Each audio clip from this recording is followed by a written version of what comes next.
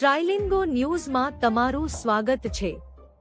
પહેલી, યુએસ પ્રમુખ ડોનાલ્ડ ટ્રમ્પે આજે 7 મીટર 20 ઓગસ્ટ 1925 થી ભારતીય માલસામાન પર 25% ટેરિફમાં નોંધપાત્ર વધારો કર્યો છે।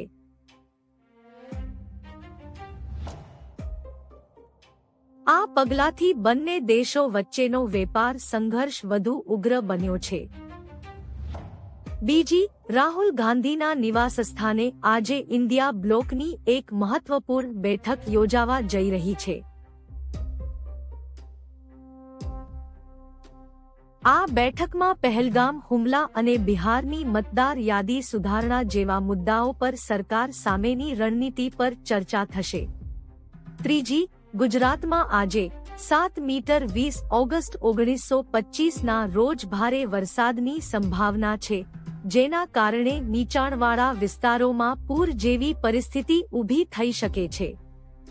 ટ્રાઇલિંગો ન્યૂઝ સાથે જોડાયેલા રહો।